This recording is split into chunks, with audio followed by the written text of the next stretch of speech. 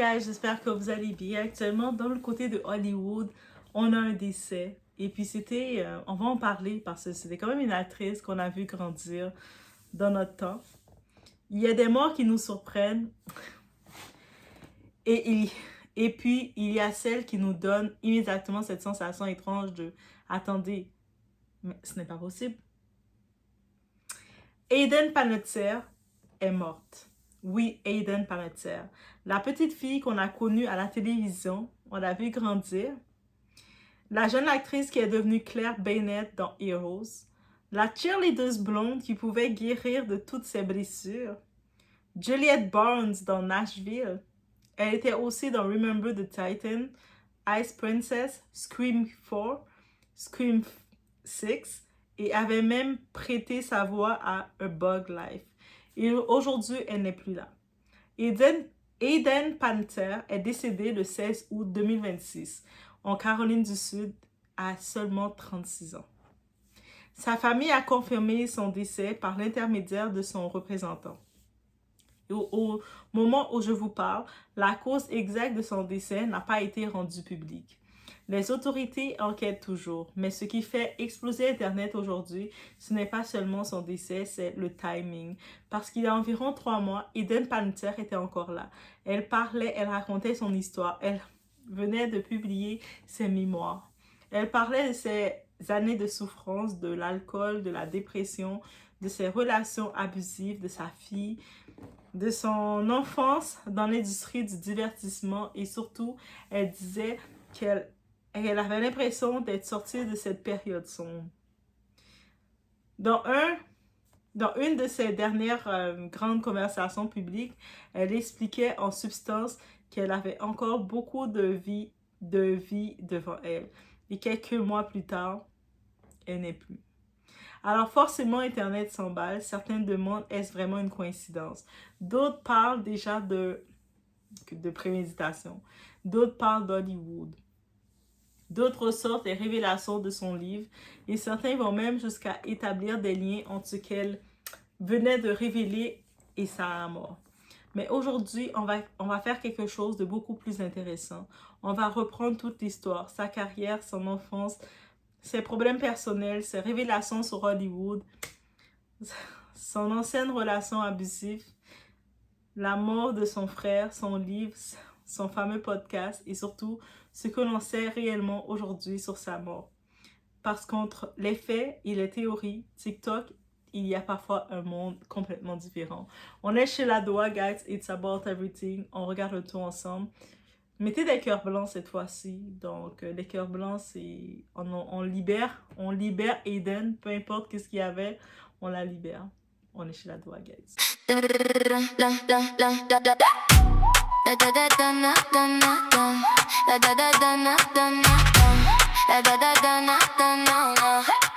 La Doua TV, baby. J'ouvre la porte, tu viens. Tout ce qu'on vit, tout ce qu'on aime. Dans la poche, dans le matin. Viens avec nous aujourd'hui. Tu vas voir, tu vas sentir. On dit vrai, on dit fort. Et la nuit veut revenir. La Doua TV, la Doua TV. It's about everything. Hayden Panettiere, ce n'était pas juste la fille de Heroes. Quand on parle de Hayden Panettiere, beaucoup de personnes pensent immédiatement à Claire Bennett, right? Et je comprends. Parce que Heroes, c'est quelque chose. En 2006, Hayden débarque dans la série avec ce personnage de cheerleader qui possède un pouvoir extraordinaire. Elle peut se régénérer. Elle peut être blessée et son corps se remet. Qui aimerait pas avoir ce pouvoir, guys? Claire Bennett devient rapidement l'une des personnages les plus populaires de la série et Hayden devient une star mondiale. Mais ce qui est intéressant, c'est que Hayden avait déjà commencé sa carrière bien avant Heroes. Right? Elle travaille comme actrice alors qu'elle était encore enfant, donc c'est une star enfant qu'on peut comprendre. Elle est apparue dans des publicités et des séries télévisées. Elle a prêté sa voix à des productions animées aussi. Elle est apparue dans Ice Princess. Puis elle est devenue une figure importante de la télévision américaine. Tu sais, même son visage, moi, dans les actrices, je trouvais qu'elle faisait tellement partie des femmes les plus belles d'Hollywood, pour vrai. Et je trouvais, quand vous la regardez, moi je trouve qu'elle a un visage très africain. Là. Je trouve qu'elle a un visage rond. Je sais pas si elle a des traits métissés en elle, mais elle a des airs très exotiques, ok? Ouais, j'ai toujours trouvé ça d'elle. En effet, elle devient aussi Juliette Barnes en Nashville, et là encore, elle impressionne, parce que Juliette n'est pas Claire Bennett, c'est une chanteuse country célèbre, ambitieuse, parfois insupportable, fragile, dépendante, amoureuse, perdue. Et au fil des saisons, beaucoup de spectateurs ont commencé à remarquer quelque chose de troublant. Certaines choses que vivait Juliette ressemblaient énormément aux problèmes que Eden traversait dans sa propre vie. Elle-même a expliqué que la frontière entre son personnage et sa propre vie était parfois devenue difficile à gérer. Et c'est là que l'histoire devient encore plus sombre. Derrière la star, une femme qui se battait depuis des années. Eden Panettiere n'a jamais caché qu'elle avait traversé des périodes extrêmement difficiles. Après la naissance de sa fille Kaya en 2014, elle a souffert d'une importante dépression postpartum. On néglige beaucoup les dépressions postpartum, mais ça existe, guys. Elle a également parlé de sa dépendance à l'alcool et de sa consommation de médicaments. À un moment donné, sa situation était tellement mauvaise qu'elle a décidé de demander de l'aide. Elle est entrée en cure et elle a également pris une décision extrêmement douloureuse concernant sa fille. Kaya est partie vivre principalement avec son père, le boxeur ukrainien Wladimir Klitschko. Cette décision a longtemps été utilisée contre Egan sur Internet. Des gens l'ont accusé d'avoir abandonné sa fille, mais Eden expliquera plus tard que ce n'était pas ainsi qu'elle voyait les choses.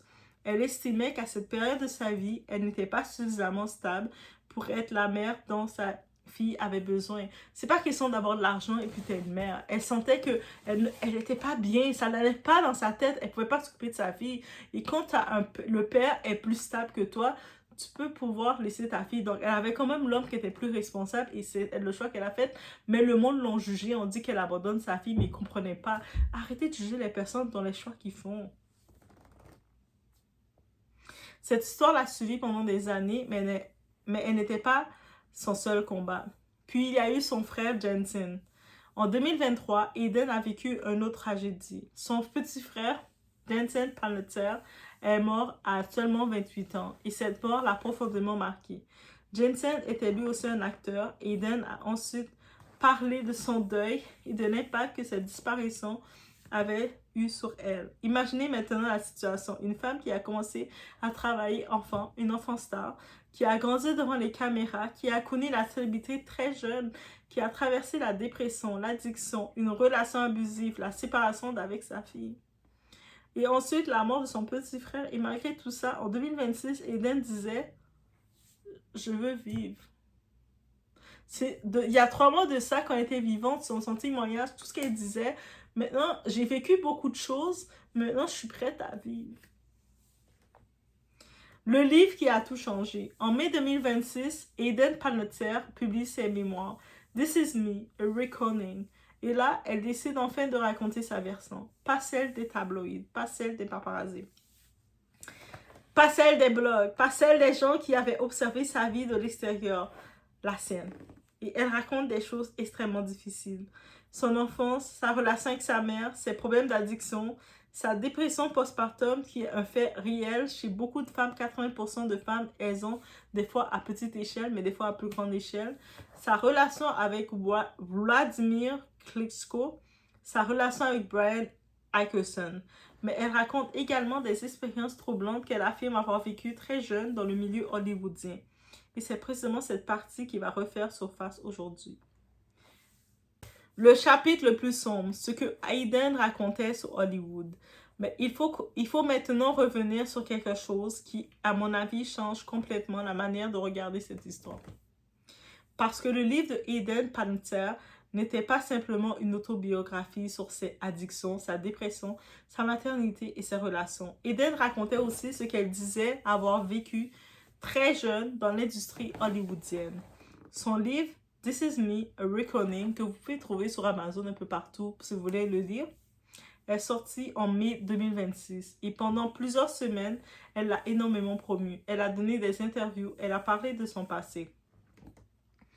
Elle est passée, et notamment dans le podcast de Jay Shetty, dans une conversation de plus de 2 heures publiée le 11 mai 2026. Vous pouvez taper Jay Shetty et puis taper son nom, Eden, vous allez trouver le tout. Allez-y. En plus, j'ai eu la chance de rencontrer en vrai, en face à face, Jay Shetty, yes, parce que vous saviez, Doha faisait de l'événementiel lors d'un événement qu'il était invité. J'ai pu le rencontrer. C'est vraiment... C'est comme un ange sur terre. Lui, il devait être mou. Il devait être, tu sais, dans les Bouddhas, les gens là, les bouddhistes, il était ça à la base. Donc, lui, il a vraiment une autre type d'âme. Oh my God. Voilà. Et ce podcast est particulièrement troublant aujourd'hui parce que Eden ne parlait pas comme quelqu'un qui voulait simplement faire du boss avec son passé. Elle parlait de guérison, d'identité, de traumatisme, de ce que cela signifie de grandir devant les caméras. Tu sais, les problèmes avec beaucoup d'enfants stars, elle n'est pas la seule qui a vécu ça. Et puis, des fois, on entend des histoires, il est arrivé ça à tel enfant star, mais on ne dévoile pas qui. Mais elle faisait probablement partie de une de ces enfants-là, que maintenant on sait que c'était elle. Voilà. Et de toutes les choses qu'elle aurait dû désapprendre pour enfin avoir l'impression de vivre pour elle-même. Mais dans son livre, elle va beaucoup plus loin. Le casting coach et les jeunes actrices. Aiden décrit un système dans lequel une jeune actrice peut arriver très tôt à Hollywood, être entourée de personnes beaucoup plus puissantes qu'elle et ne pas toujours comprendre immédiatement les rapports de force qui existent autour d'elle. Et c'est là que son récit devient particulièrement dérangeant, parce qu'elle ne parle pas uniquement d'hommes puissants, elle parle aussi de personnes qui peuvent se présenter comme des amis, des protecteurs ou des intermédiaires.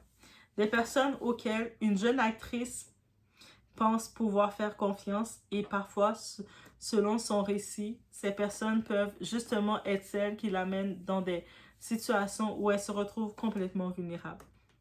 C'est précisément ce qu'elle raconte dans l'un des épisodes les plus choquants de son autobiographie.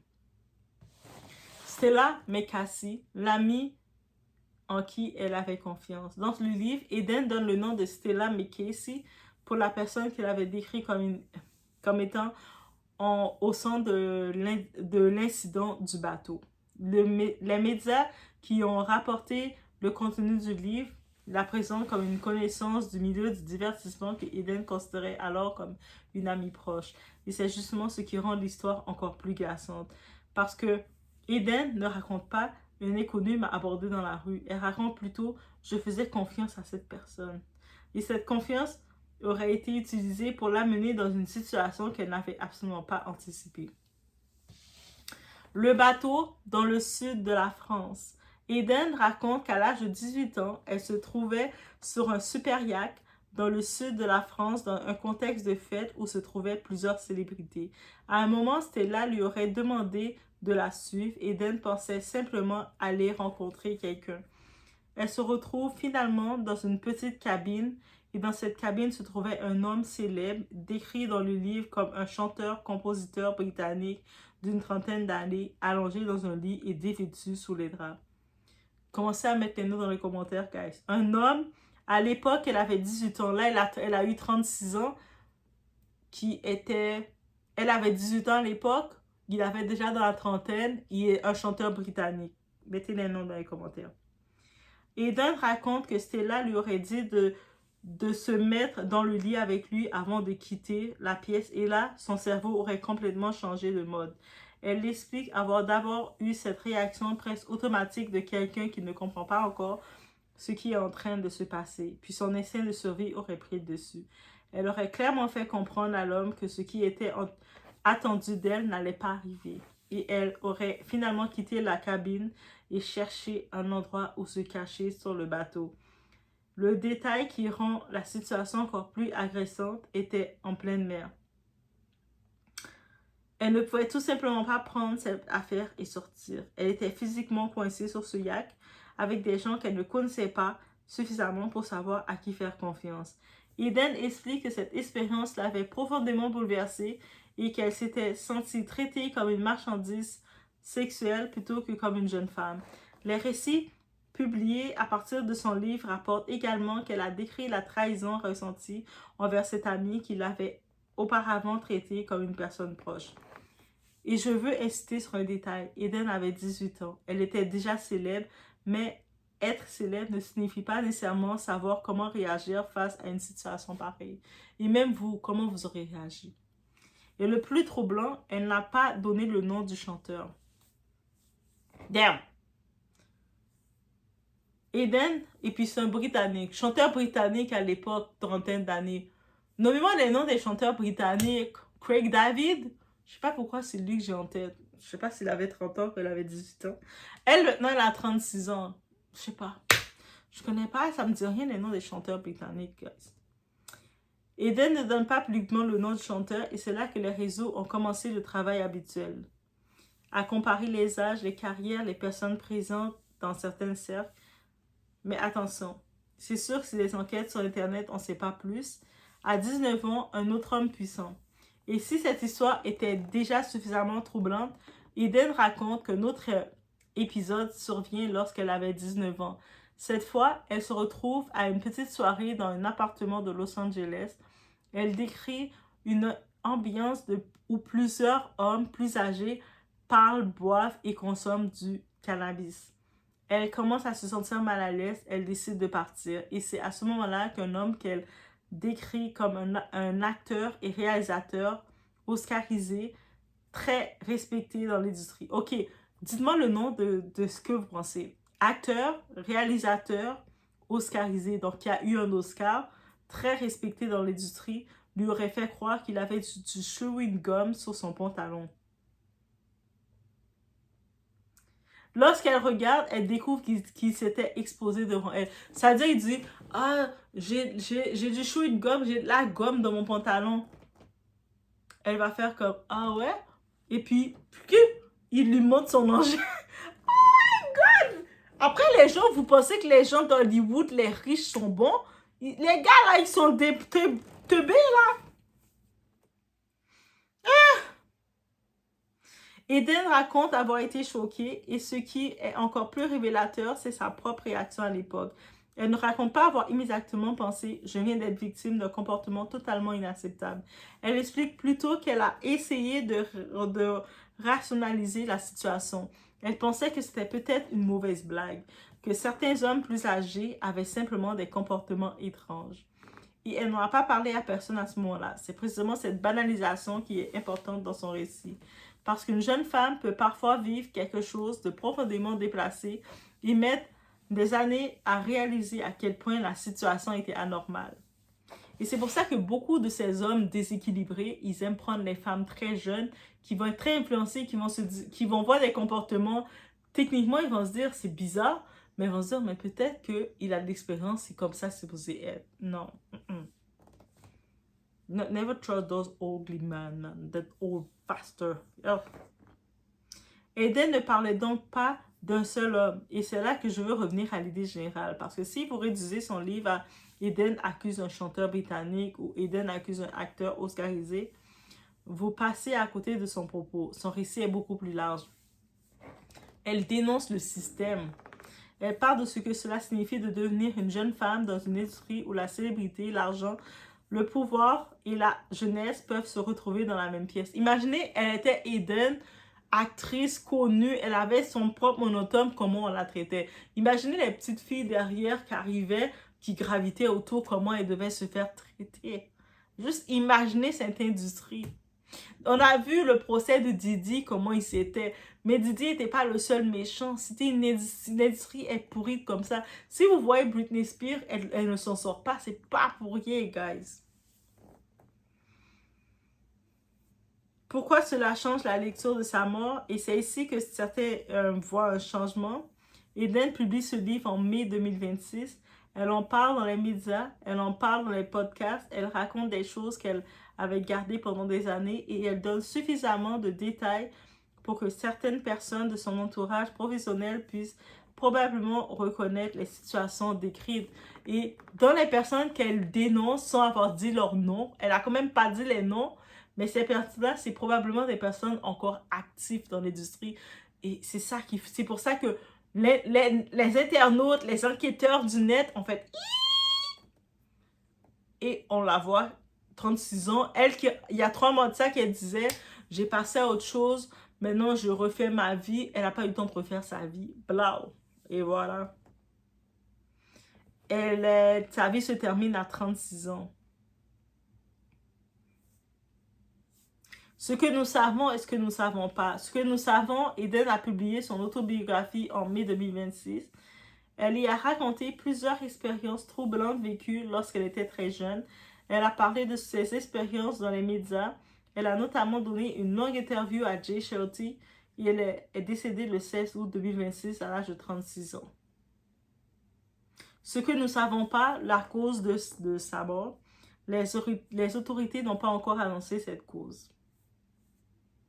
Une question reste, et c'est peut-être cette question qui restera au centre des discussions. Pourquoi Eden a-t-elle attendu autant d'années avant de raconter tout cela?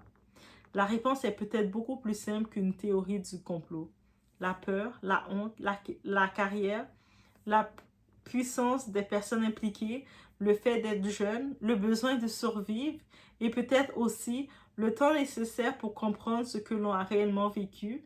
Eden avait commencé sa carrière quasiment bébé. Elle avait grandi dans cette industrie et dans son livre, elle tente justement de comprendre, de reprendre possession de son propre récit. Le titre est révélateur, This is me, voici qui je suis.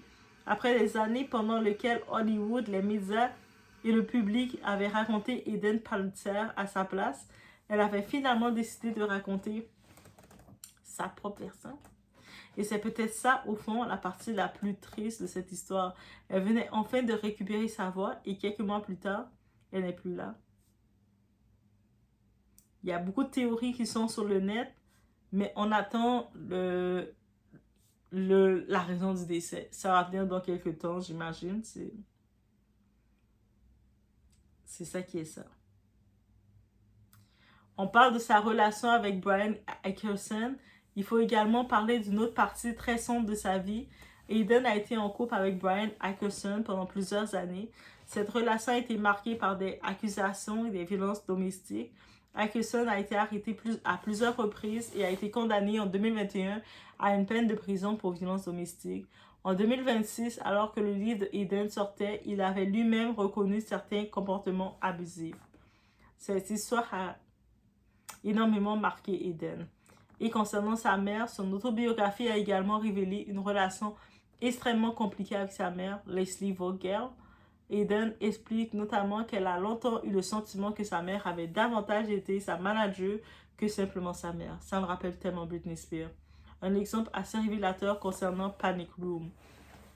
Eden avait initialement été choisie pour jouer Sarah Altman, mais elle a finalement été remplacée par Kristen Stewart. Et des années plus tard, Eden aurait découvert que sa mère avait refusé une demande concernant sa coupe de cheveux, ce qui aurait contribué à son remplacement. Cette histoire peut sembler secondaire, mais elle montre quelque chose de beaucoup plus important. Eden avait commencé à travailler presque bébé.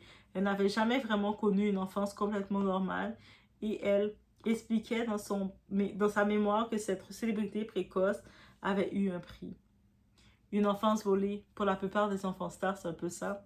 C'est peut-être l'un des thèmes les plus importants de toute son histoire. Eden Palitzer était célèbre avant même d'être adolescente et quand on grandit devant des millions de personnes, on n'a pas nécessairement le temps de comprendre qui on est. Pourquoi son décès nous touche autant? Parce qu'Eden Palitzer appartient à cette génération d'acteurs que nous avons littéralement vu grandir, guys. Pour certains d'entre nous, elle était Claire Bennett, pour d'autres, Juliette Barnes. Pour d'autres encore, elle était la petite fille de Remember the Titans.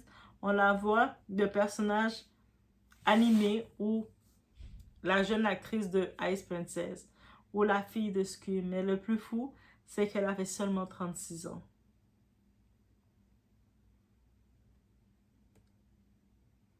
La question trouble qui reste, et c'est probablement celle que beaucoup de personnes vont se poser, pourquoi est-ce que les dernières semaines de Eden étaient justement consacrées à raconter toute cette histoire? Pourquoi publier ses mémoires maintenant? Pourquoi parler de ses traumatismes? Pourquoi raconter les choses qu'elle avait gardées pour elle pendant des années. Et pourquoi décéder quelques mois plus tard? Est-ce qu'on contrôle le décès même? Et est-ce une coïncidence? Pour le moment, oui, c'est possible et peut-être même que c'est simplement ça. Hayden Panettiere n'est pas seulement une actrice décédée à 36 ans, c'est une enfant star devenue adulte sur les yeux du public, une femme qui a connu une célébrité immense, une mère qui a pris une décision extrêmement difficile pour sa fille, une femme qui a parlé de ses addictions, une femme qui a raconté ses traumatismes, une femme qui a perdu son frère, une femme qui a connu une relation abusive, une actrice qui a finalement décidé de reprendre le contrôle de son propre récit. Et quelques mois après avoir raconté cette histoire, elle est décédée. Et c'est ça qu'on retient. Donc, on attend la suite. C'est sûr qu'éventuellement, on va savoir la raison du décès. Mais sinon, let me know what you think. Et je vous laisse sur ce. Et connaissez-vous toute l'histoire de Hayden Panettiere avant aujourd'hui? Et que pensez-vous de toutes ces théories qui circulent? Parce que des théories, il y en a beaucoup qui circulent sur le net. J'allais en parler, mais il y en a tellement que ça m'a étourdi. Je ne sais pas de quoi parler. Donc, let me know what you think about les théories, guys. On se retrouve.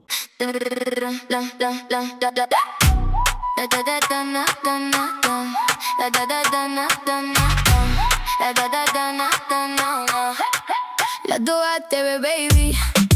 J'ouvre la porte, tu viens. Tout ce qu'on vit, tout ce qu'on aime. Dans la poche, dans le matin. Viens avec nous aujourd'hui. Tu vas voir, tu vas sentir. On dit vrai, on dit fort. Et la nuit veut revenir. La Doha TV, la Doha TV. It's about everything. La Doha TV, la Doha TV. Viens avec nous aujourd'hui. La Doha TV, la Doha TV. C'est loud, come with me. La Doha TV, la Doha TV. Tout est là, viens avec nous. Un regard, un plan, un défi. Des rires dans la cuisine. Des histoires, des envies. Ça tourne, ça s'illumine. Viens avec nous aujourd'hui. Tu vas voir, tu vas sentir. On dit vrai, on dit fort.